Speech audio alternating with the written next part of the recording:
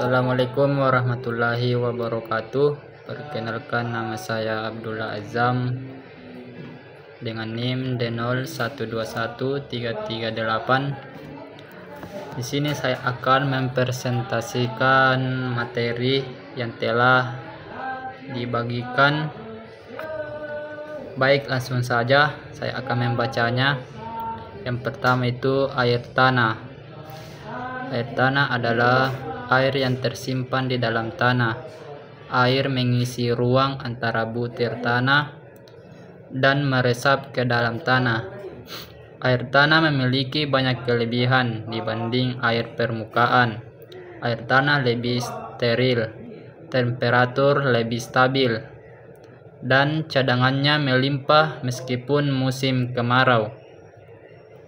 Air tanah sangat penting bagi kehidupan, mulai dari kebutuhan industri, keseimbangan alam, hingga kebutuhan rumah tangga. Ada beberapa jenis air di bumi, di antaranya air sungai, air laut, air hujan, dan air tanah.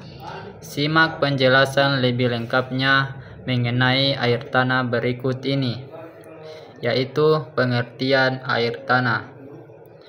Berdasarkan Undang-Undang Nomor 7 Tahun 2004 mengenai sumber daya air, air tanah didefinisikan sebagai air yang terdapat di lapisan batuan di bawah permukaan tanah.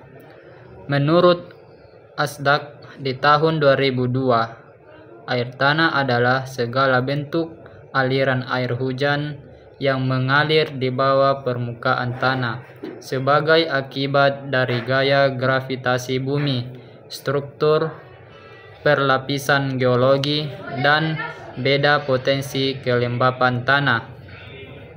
Yang kedua, manfaat air tanah.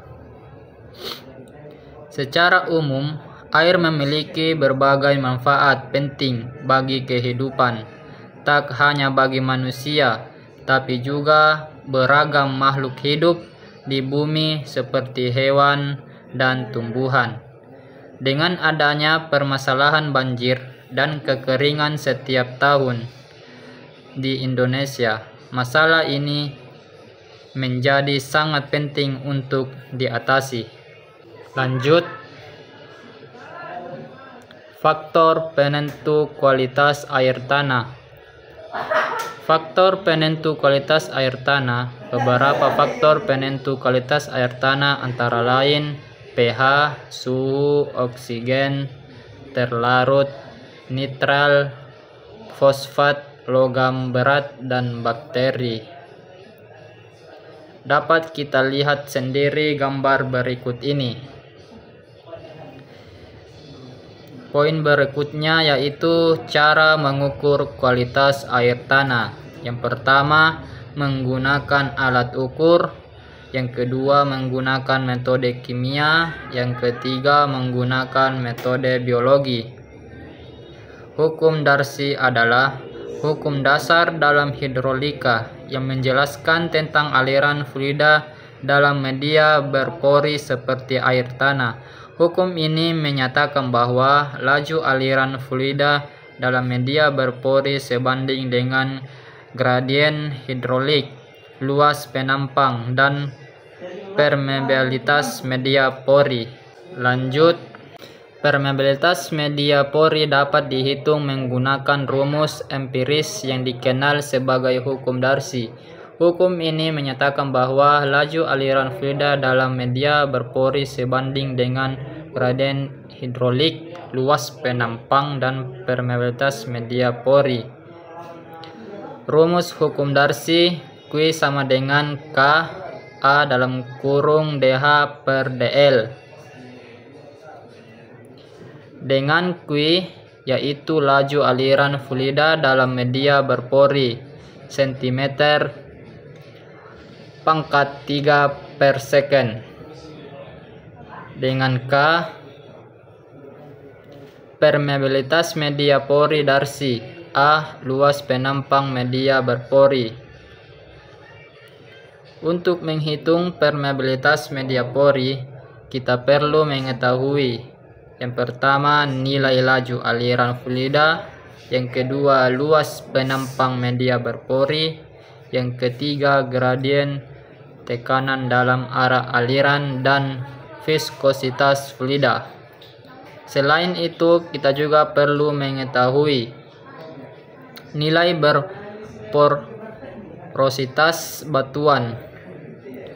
Porositas batuan adalah ukuran dari ruang kosong di antara material dan merupakan fraksi dan volume ruang kosong terhadap total volume yang bernilai antara 0 dan 1 atau sebagai persentase antara 0 sampai 100%. Porositas batuan diukur sebagai persentase dari volume ruang kosong dibandingkan dengan volume total.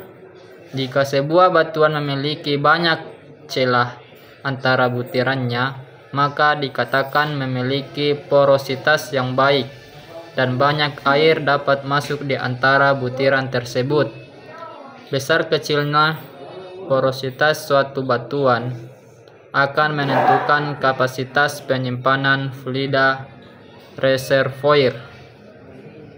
Hubungan antara permeabilitas dan porositas batu atau tanah. Permeabilitas dan porositas batuan memiliki hubungan yang erat.